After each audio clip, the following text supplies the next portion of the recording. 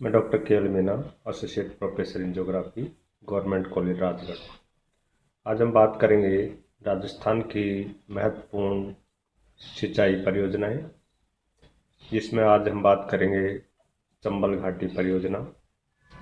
चंबल घाटी परियोजना राजस्थान की सबसे बड़े बहुउद्देशीय परियोजना है। यह परियोजना राजस्थान और मध्य प्रदेश राज्य की संयुक्त परियोजना है। यह परियोजना चंबल नदी के विशाल जल स्रोतों को विकास संबंधी कार्यों में काम के लिए जानने वाली एक महती योजना है। इस परियोजना के माध्यम से भूमि के कटाव अपरदन को रोकना, बाढ़ों के लिए विख्यात इस नदी पर अनेक बांध बनाकर उसके जल का उपयोग विद्युत उत्पादन में करना, सिंचाई कार्य, बाढ़ नियंत्रण आदि के लिए राजस्थान की अर्थव्यवस्था को सुदृढ़ करने में यह परियोजना महत्वपूर्ण योगदान रखती है। यमुना की सहायक चंबल नदी जल की अपार राशि के कारण वर्षा काल में तीव्र धार द्वारा बहती है, किंतु वर्षा के अधिकतम समय इसकी धार क्षीण हो जाती है और वर्षा का समस्त जल व्यर्थ बहकर यह बंगाल की खाड़ी में यमुना नदी के द्वारा चले जाता है, जिससे भूमि क्षारीय अपरदन बढ़ता है, बाढ़, बीहड़ों आदि की समस्या बनती है। इन तथ्यों को दृष्टिगत रखते हुए चंबल नदी के जल का सही व विकास कार्यों के लिए सदुपयोग करने हेतु राजस्थान सरकार और मध्य प्रदेश सरकार ने संयुक्त रूप से चंबल घाटी परियोजना का निर्माण किया। चंबल नदी 996 किलोमीटर लंबी और इसका अपवाद क्षेत्र 88,000 वर्ग किलोमीटर में फैला हुआ है। हम मानचित्र में भी देख सकते हैं कि चंबल नदी परियोजना मध्य प्रदेश से निकलती है और मध्य प्रदेश में गांधी सागर बांध बना हुआ है। राजस्थान में राणा प्रताप सागर बांध, जवाहर सागर बांध, कोटा बैराज और कोटा बैराज से चंबल नदी पर विद्युत उत्पादन भी किया जाता है इन बांधों पर। और दो तरह से जो नहर निकाल कर और कोटा, बूंदी, झाड़ावाड़ का जो सिंचित क्षेत्र है वहाँ पर सिंचाई की व्यवस्था और जल आपूर्ति का कार्य भी इस परियोजना द्वारा किया जाता है। इस परियोजना के बहुत से उद्देश्य हैं, ऑब्जेक्ट हैं इसको बनाने के, जिसमें मुख्य है बाढ़ नियंत्रण द्वारा जो हर वर्ष जन धन की हानि होती है उसको रोकना या रोक लगाना, जल विद्युत का उत्पादन, नदी पर बड़े डैम बांध बनाकर और जल से विद्युत उत्पादन कर और राज्य में उसका वितरण किया जाता, पेयजल की उचित व्यवस्था, जो चंबल नदी से बांध बनाकर आसपास के नहर शहरों में, कस्बों में पेयजल की आपूर्ति की व्यवस्था करना, बांधों से नहर निकालकर कृषि के लिए सिंचाई की व्यवस्था करना, भूमि अपरदन से बचाव का कार्य होता है, वन संपदा की सुरक्षा एवं वृक्षारोपण, मत्स्य पालन संबंधी कार्य भी जगह जगह बांध बनाकर और उन बांधों पर मछली पालन भी किया जाता है और मलेरिया नियंत्रण आदि इस परियोजना के उद्देश्य हैं। चंबल नदी घाटी परियोजना भारत सरकार के तकनीकी के सहयोग से 3 चरणों में पूर्ण हुई और यह परियोजना राजस्थान का 50% हिस्सा है और इस परियोजना पर 3 बांध और 5 विद्युत गृह तथा 1 सिंचाई अवरोधक जलाशय का निर्माण किया गया है। इसको 3 चरणों में, पहले चरण में सन 1959 में गांधी सागर बांध का निर्माण कार्य पूरा हुआ। 115,000 किलोवाट विद्युत क्षमता के गांधी सागर विद्युत गृह का निर्माण किया गया और 1960 में कोटा सिंचाई बांध के दाईं और बाईं नहरों का निर्माण किया गया।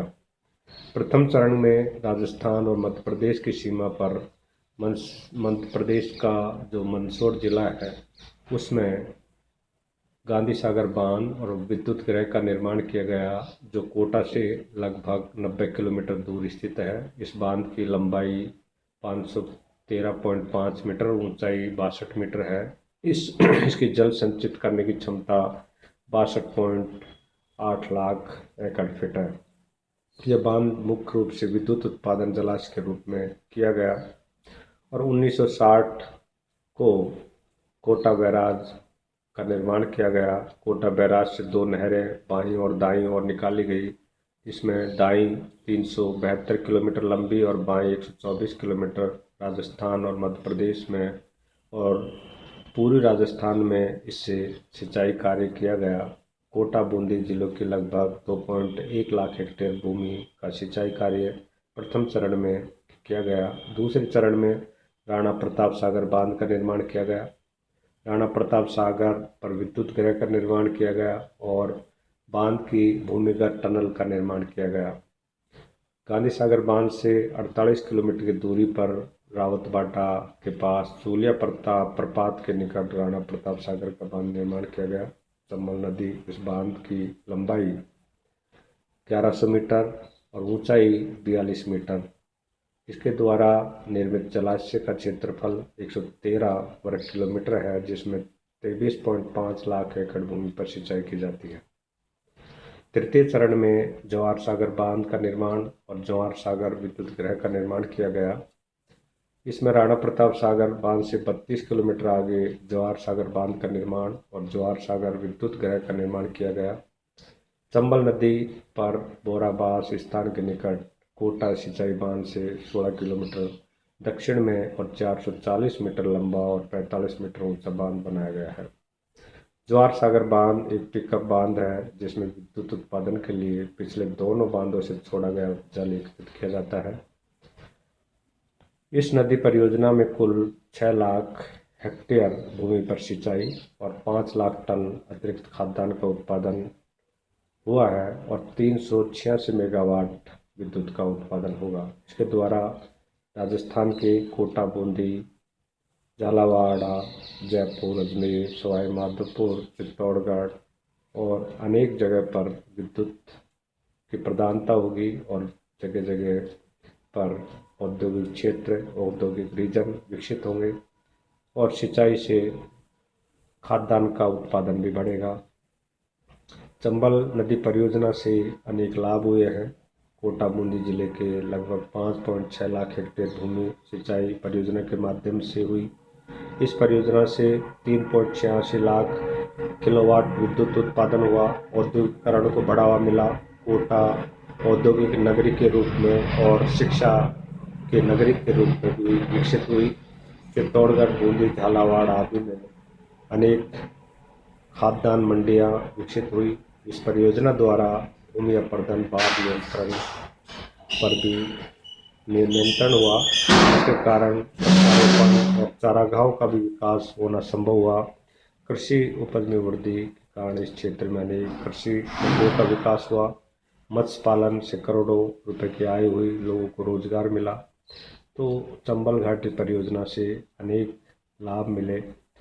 अब हम दूसरी जो महत्वपूर्ण परियोजना है, माही बजार सागर परियोजना, यह भी मध्य प्रदेश के धार जिले में विंध्याचल श्रेणी के उत्तर ढाल से निकलकर माही नदी पर लगभग 169 किलोमीटर मध्य प्रदेश में बहने के पश्चात राजस्थान के दक्षिण में बांसवाड़ा जिले के निकट राज्य में प्रवेश करती है और यह नदी राजस्थान में 171 किलोमीटर बहने के पश्चात गुजरात में बहती हुई खंभात की खाड़ी में गिरती है। इस नदी का अपवा क्षेत्र अर्धशुष्क और पथरीला है। यह सिंचाई हेतु कुओं की खुदाई करना कठिन है। इस बात को दृष्टिगत रखते हुए इस परियोजना का विकास किया गया।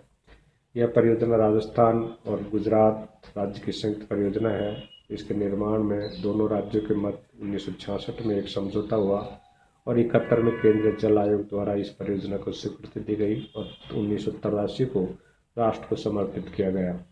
यह परियोजना ऐसे क्षेत्र में है जहां पर बांसवाड़ा, प्रतापगढ़, डूंगरपुर, जहां पर आदिवासी बाहुल्य क्षेत्र है, ऊबड़ खाबड़ किंतु नदी घाटी है। माही बजार सागर परियोजना के क्रियान्वयन के कारण यह नए युग का सूत्रपात हुआ है। परिणाम स्वरूप विभिन्न क्षेत्रों कृषि उत्पादन में वृद्धि, खनन व्यवसाय का विकास हुआ है। उद्योगों की स्थापना, वृक्षारोपण, मृदा संरक्षण, चारागाह क्षेत्र का विकास आदि हुआ है। माही नदी पर बोरखेड़ा गांव के निकट बांसवाड़ा से 16 किलोमीटर की दूरी पर मुख्य बांध बनाया गया है और बांध की लंबाई 3.2 किलोमीटर, जिसका 55% निर्माण गुजरात सरकार ने वहन किया है और शेष 45% भाग राजस्थान सरकार द्वारा किया गया है। इसका कुल जल संरक्षण क्षेत्र 6,240 वर्ग किलोमीटर है, जिसमें से मध्य प्रदेश में 4,350 वर्ग किमी और राजस्थान में 1809 वर्ग किमी है। इस बांध में 4 दरवाजे बांध के अधिक पानी को निकलने के लिए बनाए गए हैं। इस बांध की कुल जल ग्रहण क्षमता 580 मिलियन घन मीटर है। हम मानचित्र में भी माही सागर परियोजना को देख सकते हैं। माही जो नदी है वो गुजरात, मध्य प्रदेश और राजस्थान में प्रवाहित होती है और इसमें जाखम, सोम आदि नदियां भी मिल जाती है और ये खंबात की खाड़ी में गिरती है। इससे बांसवाड़ा और प्रतापगढ़ और डूंगरपुर जो आदिवासी बहुल जिले हैं वहाँ का क्षेत्र सिंचित क्षेत्र है और विद्युत उत्पादन भी किया जाता है। और बांसवाड़ा के नज़दीक ही कागदी पिकअप में 2 नहरें दाई बाई निकाली गई है। इनकी लंबाई 71.22 किलोमीटर और 36.12 किलोमीटर है। इसकी वितरिकाएँ लगभग 854 किलोमीटर है। इस योजना के माध्यम से राजस्थान, गुजरात में 8-8 लाख हेक्टेयर भूमि पर सिंचाई की सुविधा हुई है और 25-25 मेगावाट के 2 विद्युत उत्पादन संयंत्र भी बनाए गए हैं। इससे आदिवासी बाहुल्य क्षेत्र के आर्थिक विकास और जल विद्युत उत्पादन की सुविधाएं प्राप्त हुई हैं। इस तरह से जो सिंचाई परियोजनाएं हैं उनसे भौतिक, सामाजिक, आर्थिक अनेक लाभ हुए हैं, उनका प्रभाव पड़ा है। इनका कृषि भूमि को सिंचित किया है। इसके अतिरिक्त विद्युत उत्पादन पर भी, औद्योगिक कार्यों में, पीने के पेयजल में, वृक्षारोपण और मृदा अपरदन को रोकने में, बाढ़ नियंत्रण में, अकाल रोकने में और पर्यटन विकास और रोजगार को बढ़ाने में भी अनेकानेक इन परियोजनाओं से लाभ हुआ है। इनमें का हम दृष्टिगत करें तो भौतिक, सामाजिक, आर्थिक जो लाभ हैं उनमें से हम देखें तो सिंचित क्षेत्र में विस्तार हुआ है। इन परियोजनाओं से जो शुष्क और बंजर भूमि है वो हरे भरे हुए हैं। पिछले 1 दशक में राज्य में सिंचित क्षेत्र में वृद्धि हुई है और राज्य में वर्षा के वितरण की जो अनिश्चितता है, असमानता है, उसमें गिरावट आई है और जल स्तर में भी गिरावट आने से इनकी प्रासंगिकता और बढ़ी है।